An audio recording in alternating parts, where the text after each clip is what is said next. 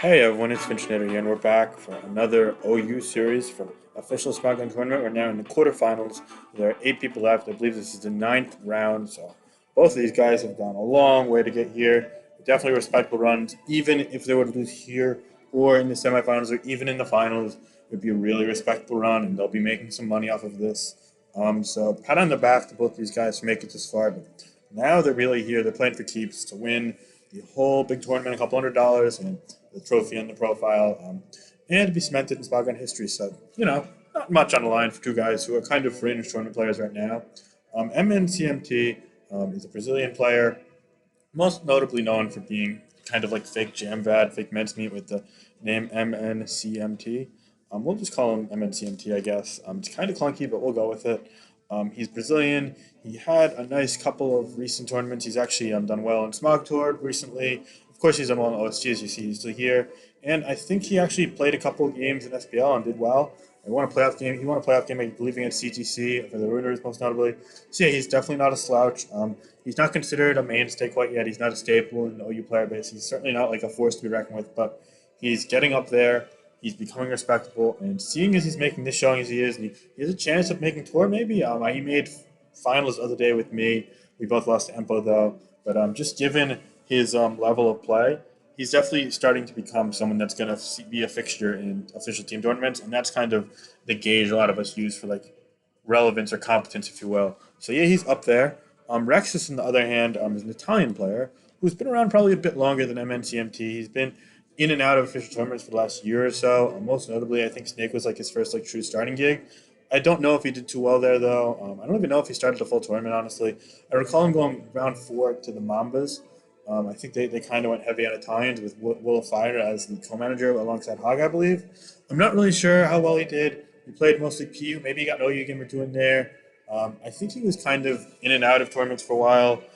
He's kind of known more for PU than OU, but he's kind of like a current gen OU player in the Italian circle as well. Definitely a respectable player.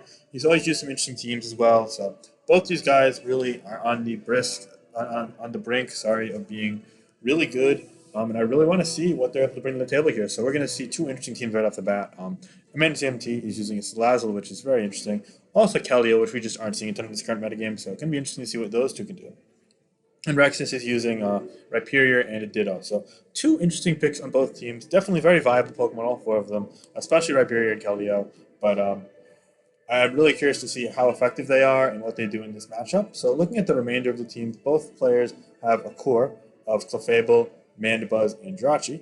And on top of that, to round the teams out, they both have Bulky Water with Seismitoad being the rocker and Bulky Water for MNCMT, and Toxapex being the Bulky Water and just all-around utility blanket check to many things for Rexus. So going into the game, looking at the matchup, I think that MNCMT could potentially do some work with a sub-toxic Salazzle. That's always a set that intrigues me. I'm curious to see if that could be it here with the Corrosion. It's a really cool ability. And on Rexus' side, I'm interested to see what he's going to be able to do. Maybe get rocks with Rhyperior and fit with Swords Dance as well. With some chip on the water types, he could go a long way. So let's get into the battle and see what happens. I'm expecting some long battles, so it might be a bit of a lengthy one. So get ready. We're going to see Salazzle lead into the Jirachi, and fearing perhaps a Scarf Psychic move or a trick, he's going to get out of the way to the Rhyperior, who's going to then stay in on the Seismitoad curiously and go for rocks on a knockoff. So he's going to take a knockoff there. And now the Seismitoad is going to go for another knockoff as Toxapex comes in. Quick predicting out, saying, okay, I don't need my rocks up quite yet. That's fine. Now he's going to switch out as Pex knocks off the Clefable, which kind of is inevitable in these long games. And Clefable's just going to go for Teleport, allowing Mandibuzz to come in and potentially get off a Defog or a knockoff. He's going to go for a Defog and a Body Slam, not going to paralyze it. So that's a good start there for MNCMT. He got a couple knocks off, and on top of that, he got rid of the hazards without any real damage being taken. As he foul plays into the Toxapex, and Toxapex just goes for a knockoff into Clefable, and we're teleporting out again. So similar sequence, but now we have the same leads, but we have Salazzle and Jirachi, which revealed itself to likely be specially defensive due to the Body Slam. We're going to see a Toxic here from MNCMT, which hits the Rhyperior, which is pretty important if it's not a aromatherapy on the Heal Bell on the Clefable, and I don't think it's going to be. So we're going to see the Rhyperior at least set up rocks, as MNCMT is going to go for Earth Power to shift to Toxapex. Toxapex is for Toxic and hits the Clefable, and now we're going to see a recover on a Teleport to reset some momentum here. As Salazzle comes in, it's interestingly enough heavy-duty boot Salazzle, and it's going to go for a Flamethrower, predicting that Rhyperior, doing a nice 19%, so it's actually like decent damage there. So now the Rhyperior is all the way below half health, and Clefable's going to come in to try and wish it up, which doesn't surprise me. However, it's not going to be a Wish variant. It's going to be a faster Life Orb variant with Moonblast to 43% there. So that is actually a lack of longevity on Rexus's team. I feel like you can't really use Stealth Rock, Seismitoad, or Rhyperior without Wish anymore nowadays, and be too reliable in the long haul. Unless it's a rest Seismitoad, that's fair. But I don't think this is rest Rhyperior. Anyway, Jirachi's going to come in and Ditto. Ditto is going to trace the move and whatnot, and we're going to see U-turn from both of those, Jirachi and Ditto, as the Seismitoad comes in and gets an Earth Power off on that Clefable. Heavy Duty Boots Salazzle comes in once more, and it can threaten it with potential poison move. So let's wait and see. He indeed goes for it, Sludge Wave, and is going to get a Toxic off on the Toxapex in return for a knock off of those boots. I think that's a favorable trade for mncmt. We're going to have to see how he does with Mandibuzz, because that takes a knock here. It could be annoying. It's not going to, though. It's going to come in on the Jirachi. Jirachi can go for an Iron Head and not flinch as Foul Play. There's quite a big chunk to it, 55%. Putting it into a kill range. We're going to see another Iron Head here. It looks kind of greedy for the Rexus side. I feel as if he doesn't have to risk this at this point. He could potentially I guess he's got Wish on this. That explains the lack of Wish in the Fable. But I don't view Jirachi as a very good Wisher. He goes for Iron in here instead of Wish. He's going to get the flinch, though. Left ear is bringing up to 70%, so it's going to comfortably live a Foul Play now. As he's going to just protect on a couple defogs. They're smart. Listen to defog QP. Iron Head again here. Finally, the defog gets off for the MNCMT side as the Rexus Jirachi gets up to 82%. And now Seismitoad comes in on a Body Slam. Takes Paralysis. It's down to 40% now. But with Leftovers still intact, it's all the way up to 46%. And now Ditto comes in to try and trace it and potentially get Rocks up of his own. But he's going to let the Seismitoad on the other side get Rocks up. And now MNCMT is going to predict the Rocks and go to Salazzle here. Really smart play. As now the Pex comes in on a Nasty Plot. Okay, so it's a Nasty Plot Corrosion Toxic variant. That's really cool. We're going to see +2 Sludge Wave do 35% to the Pex, and Scald's going to do 63% to the Salazzle, just showing how it's really a fragile Pokemon. However, Appear is going to come in here, and it's going to be foddered up to the Sludge Wave and Poison and Rocks, and then the follow-up Sludge Wave. So it took 2 of them, which honestly, Rhyperior is kind of bulky and with the resistances, all things considered. Now Rexus is going to trace that, and he's going to kill off Mincemeat's Salazzle with that Flamethrower +2. But Keldeo is not going to be able to come on in, and Keldeo is going to force this out undoubtedly. And we're going to see it Calm Mind up here, and that actually looks like it could do quite nicely with that Toxapex Toxic. And to add insult to injury, it's going to go for Substitute, scouting out that Brave Bird from Rexus. So now it's going to notice, get out of the way for the time being, and the opposing Mandibuzz. His own Mandibuzz is going to come on in on the Brave Bird, showing it off for 18%, letting him get off unlikely Roost here. No, he's just going to go for Defog. That makes a lot of sense because Rhyperior is dead. Now we're going to see a Moonblast do only 24% into the Clefable, as now I assume we're going to see a Teleport into Jirachi, and we're going to actually see a Wish. Now follow up Moonblast, and now we're going to see a Teleport. So Clefable leaves itself low, but Jirachi can steal all the way up, and didn't have to risk coming in with a Flamethrower. It's a really smart play there from MNCMT. And now he's going to go for a trick, and he's going to acquire the leftovers from the opposing Jirachi, which now has a Scarf. And he's going to lock himself into Body Slam, interestingly enough, as Seismitoad comes down in the air. It's going to force him out into Ditto once more. We're seeing the sequence. And we're going to go for Rocks now. Yup. So MNCMT got Rocks up, and he's going to take a knock in return for a likely Earth Power. That's going to do a big amount of damage because Ditto has a ton less bulk than Seismitoad due to the lack of HP. And now Mandibuzz are going to see each other. So Rex is going to get a chance to defog as Mincemeat is going to recover. And yep, both of those are going to happen. And now both Mandibuzz sit pretty healthy against each other. Okay. As they're both going to be Brave Bird, which doesn't shock me too much in a Conkeldurr-infested metagame.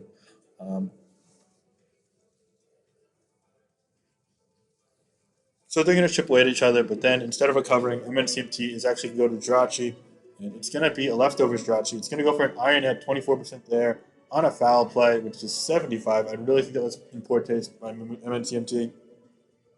You go for another Iron Head, though, for some unknown reason. I really cannot believe he just risked that. I mean, that's your primary Fable check. I feel as if you can't risk all that damage, and I pretty much lost the game.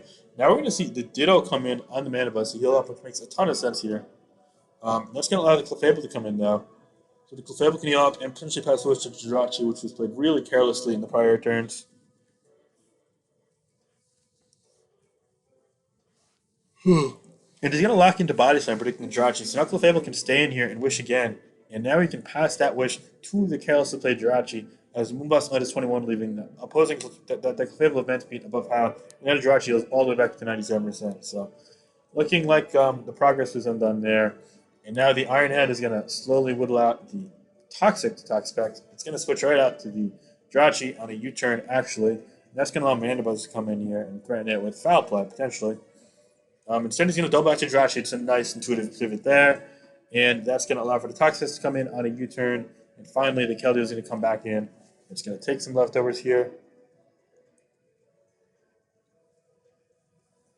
Clefable comes in. Okay, so here comes. Are we going to see Calm Mind or just... Oh, it's going to be Surf. That's going to do 45. That's actually a large chunk of damage. A crit here could kill it.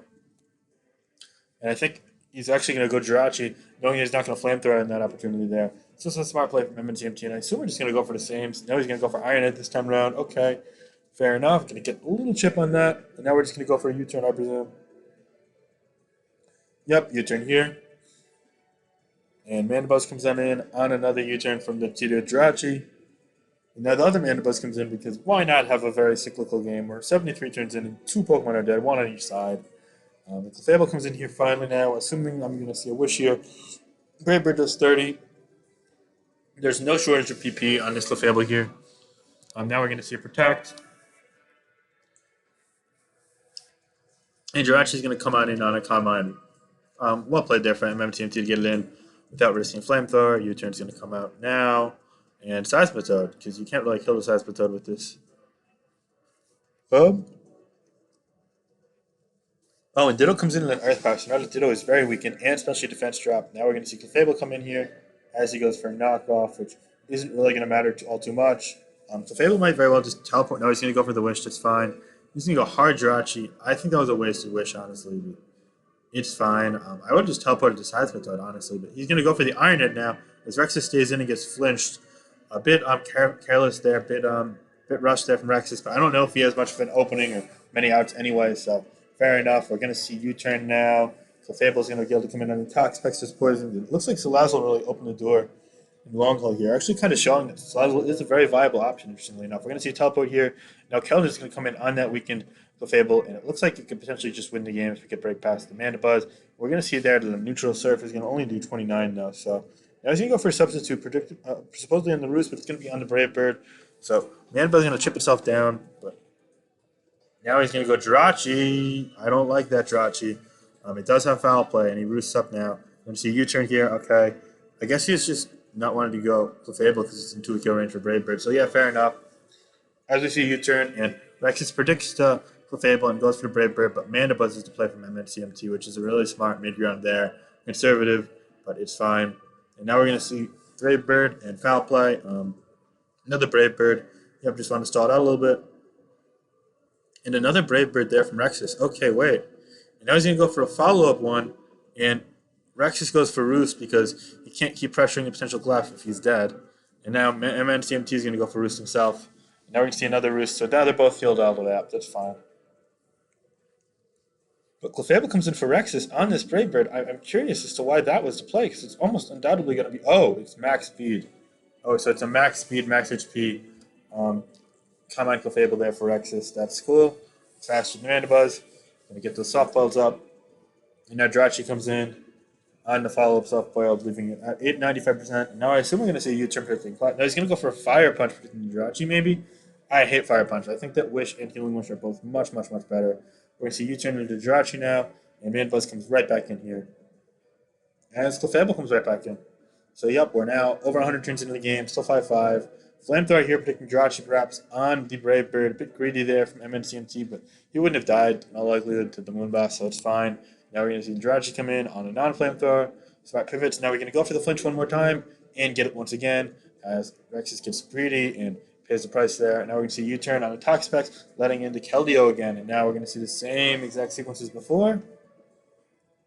He goes for sub on the Toxic. Ooh, yeah, really nice sub there. Didn't rush it or anything. Didn't risk it. And Rexus went for that Toxic, which is actually a crafty play. I respect it. Then you get Calm Mind up. And now I assume he's just going to go for the Surf. It's going to do 45% there. Brave Bird is going to break the substitute, of course, but he probably won't be able to kill the Keldeo from 69 outright. He's going to go for another substitute on the Roost. Okay, wait up. What now? He's going to go for another Surf. It's going to do 47. Brave Bird is going to kill the sub, of course, but after recoil, it's at 45. And maybe, just maybe, that Keldeo can win the game. It's going to take out the Rexus Mandibuzz, but it's going to invite in the Ditto. And if this is Aura Sphere, then it's not going to be able to take it out. If it's Sacred Sword, it will. And it is Aura Spear, so it's not going to be able to take it out. And Aura Spear is going to take out the weakened Ditto. Now, all of a sudden, that Keldeo sitting pretty, Rexus is going to forfeit. So it's going to be a victory for Keldeo and the MNCMT side in game one. Just curious, this is in range and what was Scarf. I don't know if it was even invested to be Quick Art +1, but even if it was, Body Slam's not doing the trick. The Pex is never killing it, although after Body Slam it'll be in range, so maybe you could start just eroding away at it. And the Fable is low, but the Drachi's able to take care of both of these, especially with this being poisoned. So it looked as if there was no way out for Rexus at this point. So MNCMT is going to win game one. And now looking at game two, we see a bit more flashy teams. So let's start with Rexus. He has Kyurem and Dracovish, two very progress-oriented Pokemon. Both can do a large chunk of damage at any given point in time.